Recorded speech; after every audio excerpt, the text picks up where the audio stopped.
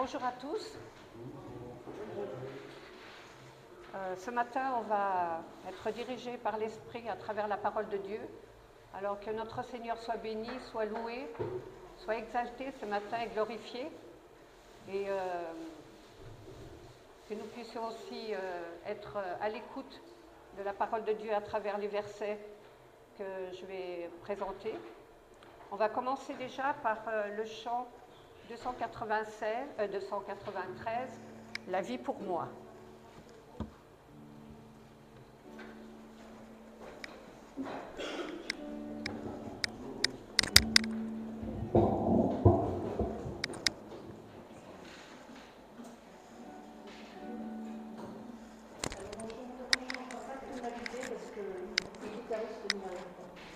On suit les guitaristes.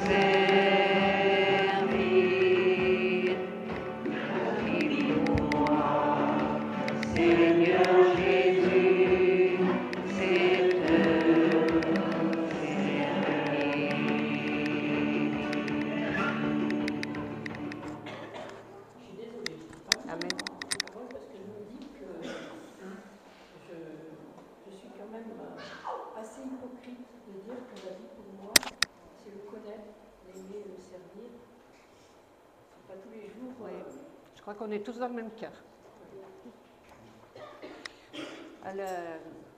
Le thème de cette orientation, c'est sur la parole de Dieu. La parole de Dieu est vivante. On va lire Jean 1:1, si quelqu'un veut le lire.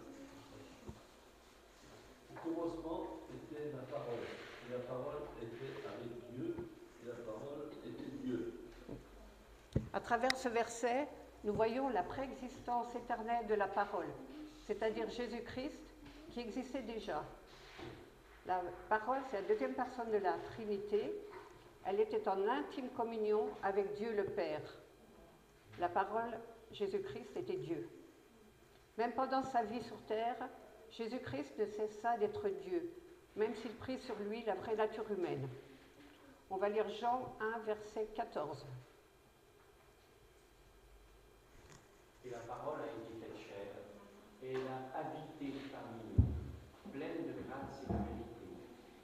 Et nous avons contemplé sa gloire, une gloire comme la gloire du Fils unique venu du Père. La traduction de habiter, normalement, étymologiquement, devrait dire tabernacler. Ah oui. Comme le tabernacle de l'Ancien Testament, qui était la demeure de Dieu sur la terre. Bon, on saura une chose de plus. Voilà. Alors ce verset souligne le processus par lequel Jésus-Christ a endossé la nature humaine. Et dans les notes de la concordance, il est écrit « L'infini a accepté de devenir fini, l'invisible est devenu visible, et celui qui était surnaturel s'est abaissé au naturel. » On va continuer de lire les versets qui nous montrent combien il est nécessaire de connaître la parole de Dieu, mais surtout de la vivre. On va lire Jacques 1, 22 à 25. Mettez en pratique la parole et ne vous bornez pas à l'écouter, en vous trompant vous-même par vos raisonnements. Car si quelqu'un écoute la parole et ne la met pas en pratique, il est semblable à un homme qui regarde dans un miroir son visage naturel et qui, après s'être regardé, s'en va et oublie aussitôt quel il était. Mais celui qui aura plongé les regards dans la loi parfaite, la loi de la liberté, et qui aura persévéré, n'étant pas un auditeur pour dire, mais se mettant en œuvre, celui-là sera heureux dans son activité. Si vous avez des choses à dire sur ces versets, à partager, ou des témoignages sur les versets, hein, vous pouvez vous sentir libre de le faire. Hein, je donnerai la parole. Moi, j'aime beaucoup ce verset, parce qu'il parle de la loi de la liberté. La loi, normalement, c'est le contraint. Mais la loi avec Jésus-Christ, c'est celle qui nous rend libres. C'est extraordinaire. Oui. On ne doit pas seulement écouter la parole, mais la vivre. On va lire encore Jean 12, 47 à 48. Si quelqu'un entend mes paroles et ne les reçoit, ce n'est pas moi qui le juge, car je suis venu non pour juger le monde, mais pour sauver le monde. Celui qui me rejette et qui ne me reçoit pas, et qui ne reçoit pas mes paroles, a son juge. La parole que j'ai annoncée, c'est elle qui le jugera au dernier jour. Et on va lire Proverbe 13, 13. Celui qui méprise la parole se perd, et celui qui craint le précepte est récompensé.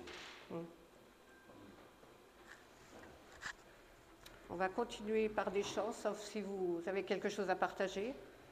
On va chanter 3 chants. Oh, que ton joug est facile. Ensuite, à toi nos cœurs, nos vies. Et le dernier, cherchez d'abord. C'est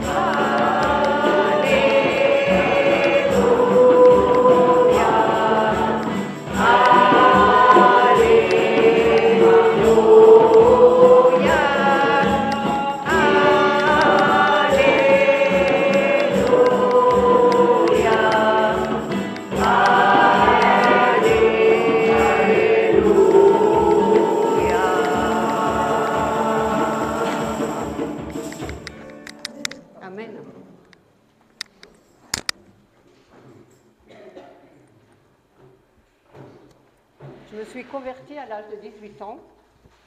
Et à partir de ce moment-là, je n'ai jamais douté de mon salut. Et si j'avais des problèmes, j'ai toujours essayé de trouver une solution, mais par moi-même. Et j'assistais aux réunions, aux activités, au culte le dimanche. Mais dès que j'ai eu une Bible, j'ai commencé à la lire. Et je l'ai lue, et je l'ai lue, et je l'ai lue, et je l'ai relue. Mais ce n'était pas régulier, ce n'était pas tous les jours. Donc j'avais une vue d'ensemble de la parole de Dieu. Et ça a duré comme ça de nombreuses années. Et une nuit, je ne dormais pas, et je pense que c'est le Saint-Esprit qui m'a mis à cœur, comme si j'entendais une voix qui me disait « Tu ne me connais pas ». Et là, je pense que j'ai une révélation à partir de ce moment-là, et j'ai dit « C'est vrai, Seigneur, je ne te connais pas. Je lis la parole de Dieu, mais je ne la vis pas. J'étais avec Dieu, mais je ne vivais pas en lui, je ne vivais pas avec lui, et je ne vivais pas pour lui. » Et donc, c'était une remise en question, et à partir de ce moment-là, j'ai repris la Bible, et je l'ai relue, mais je l'ai relue en écoutant Dieu, et en voulant faire sa volonté, en étant dans l'obéissance, et ça a complètement changé ma vie. J'ai vraiment, à partir de ce moment-là, vécu dans l'intimité de la parole de Dieu.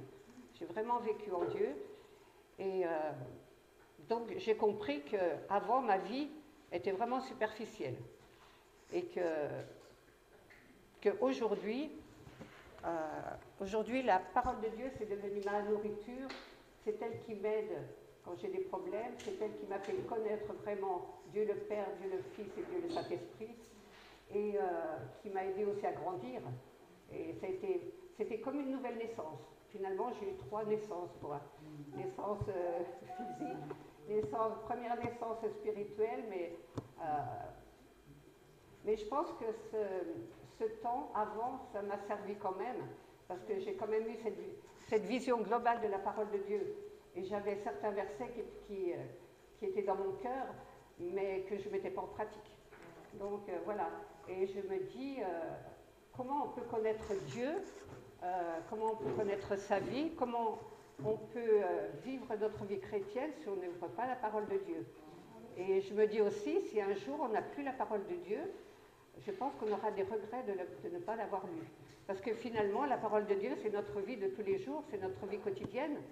Donc, et puis dans la parole de Dieu, il y a tout, c'est vraiment une richesse inépuisable, parce qu'on lit la parole de Dieu, on la relit, on redécouvre encore des choses formidables.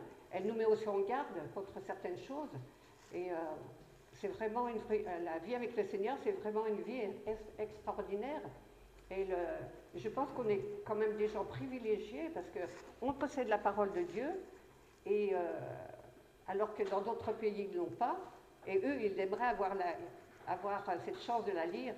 Et voilà, nous, on passe à côté, je pense, de beaucoup de choses. Mais voilà, on a la Bible, on a beaucoup de choses. On peut aussi chanter, on peut témoigner. Moi, je me dis toujours qu'on est des enfants de Dieu privilégiés. Et il faut vraiment qu'on en prenne conscience de ça. Donc voilà, c'était un petit témoignage. Et voilà, donc après, je ne vous force pas à la lire.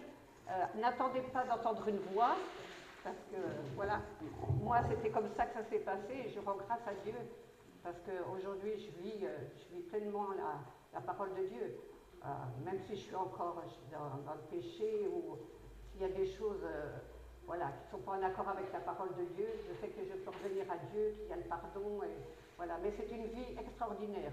Vivre avec Dieu, c'est notre vie, ça doit être notre vie de tous les jours. Voilà ce que je voulais dire. Et on va lire le psaume 119, que j'aime beaucoup.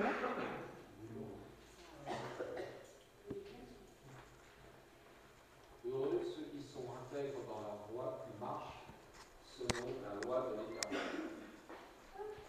Pardon, c'est 119, 11. Le 11. Mais c'est, oui.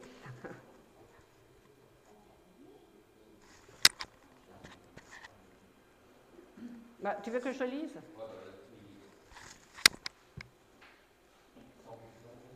parce qu'il n'est pas long. Hein.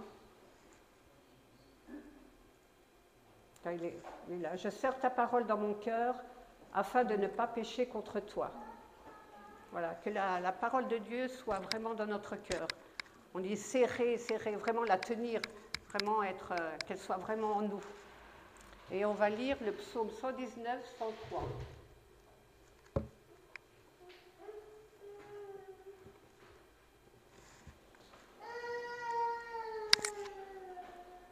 Si quelqu'un veut le lire.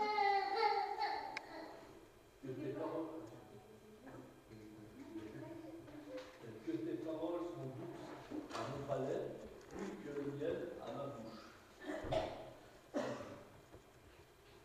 Ce verset, ça me fait penser quand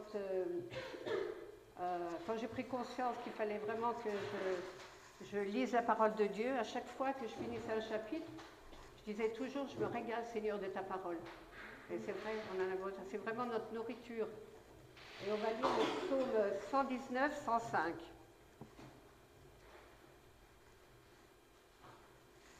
Ta parole est une lampe à mes pieds et une lumière sur mon sentier. La parole de Dieu nous éclaire tous les jours. Et on va lire Colossiens 3, 16. Que la parole de Christ habite parmi vous abondamment. Instruisez-vous et exhortez-vous les uns les autres en toute sagesse, par des psaumes, par des hymnes, par des cantiques spirituels, chantant à Dieu dans vos cœurs sous l'inspiration de la grâce.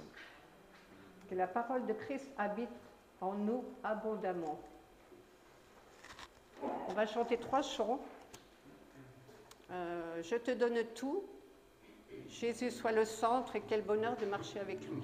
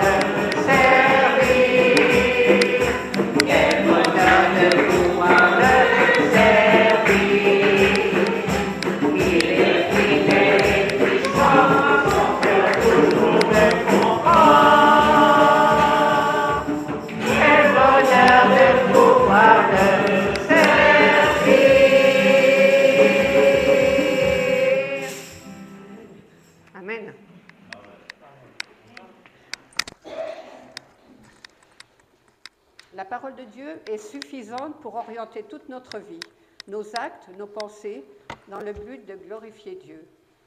Donc, ayons confiance dans la parole de Dieu. Elle est toujours d'actualité, qu'elle soit puissante et agissante dans nos cœurs. On va chanter le dernier chant, le 227, « Je veux te louer ». C'est un chant de remerciement. Et on va faire passer l'offrande. Donc, Polestra.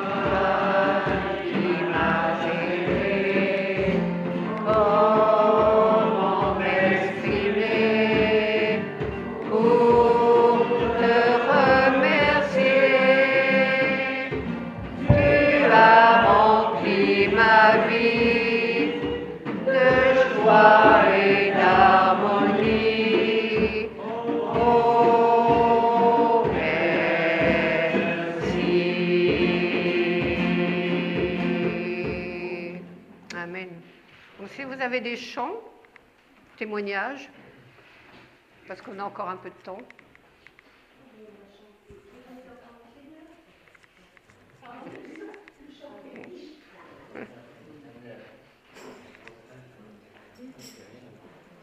Je n'ai pas compris. Et c'est combien, s'il vous plaît? Vous ne savez pas. Merci, Polestra. Le 157. 157. Après le 156. J'ai confiance.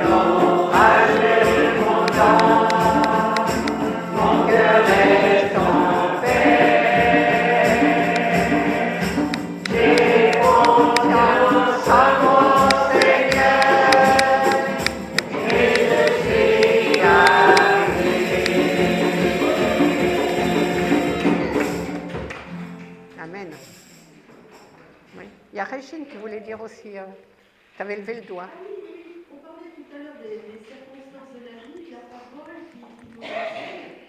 C'est vrai que les circonstances, elles nous surprennent toujours parce qu'on ne peut pas les prévoir.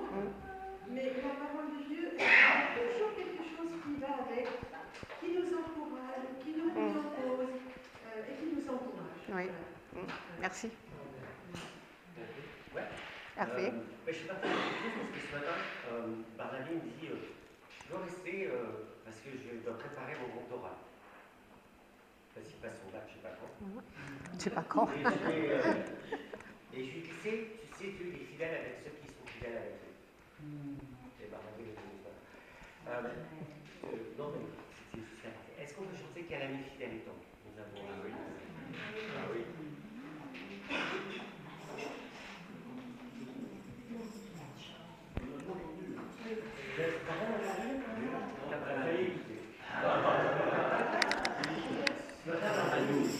Ce matin, Barnaby m'a dit je vais rester à la maison parce que j'ai mon grand oral à préparer. Parce qu'il passe son bac. Et je lui disais, tu sais, Dieu est fidèle avec ceux qui sont fidèles. Et voilà. Alors, je conteste pas ça, mais heureusement que Dieu est plus fidèle que nous dans notre intimité.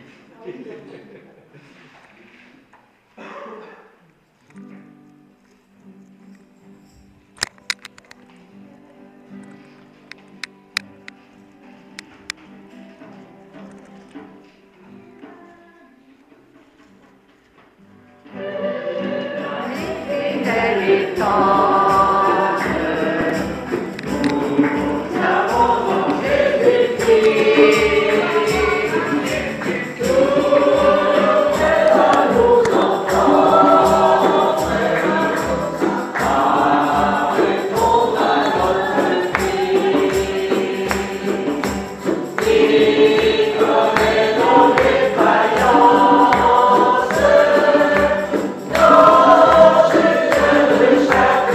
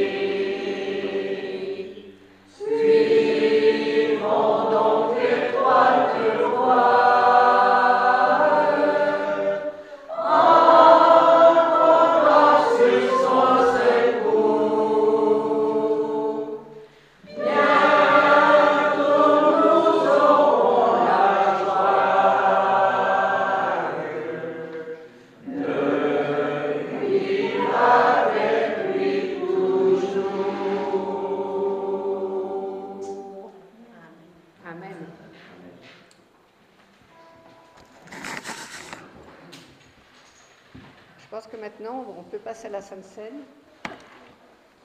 On va faire la lecture dans 1 Corinthiens 11, 23, 26. Je demanderai à quelqu'un de le lire, quelqu'un qui a une voix forte.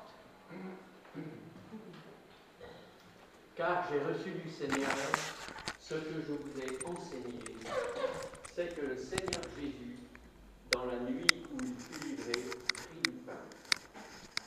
Et après avoir rendu grâce, le rompit et dit, « Ceci est mon corps, qui est rompu pour vous. Faites ceci en mémoire de moi. » De même, après avoir soupé, il prit la coupe et dit, « Cette coupe est la nouvelle alliance en mon sang. Faites ceci en mémoire de moi toutes les fois que vous en boirez. Car toutes les fois que vous mangez ce pain et que vous buvez à cette coupe, vous annoncez la mort du Seigneur jusqu'à ce qu'il vienne. » Amen. Jean 19, 30 nous dit « Tout est accompli. La rédemption du monde était achevée. En succombant, le Sauveur triomphe et par sa mort, nous recevons la vie éternelle. » On va passer le pain, si quelqu'un veut passer le pain. Et on va chanter le chant 332, « Rédempteur du monde ».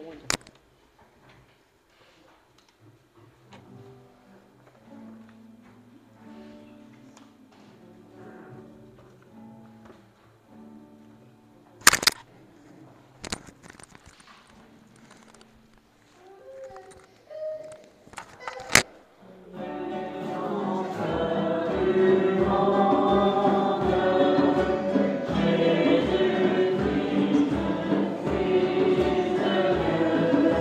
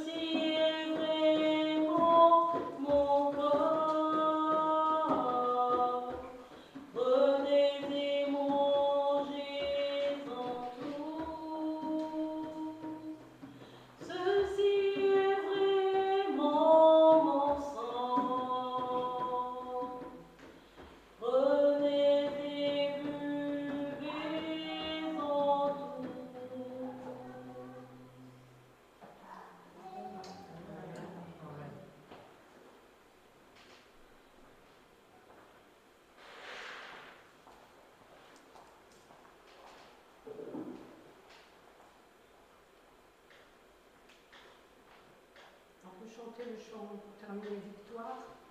Au Seigneur de la vie.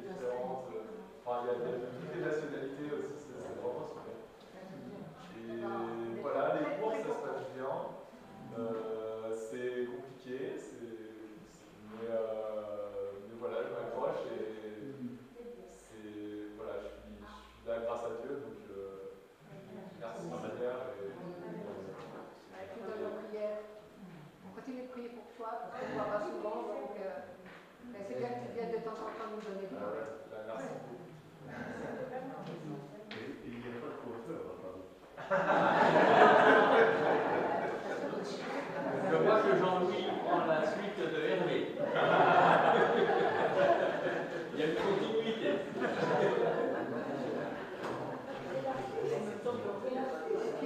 elle a aussi à... Non, mais Odile, elle a... Alors, je laisse la parole.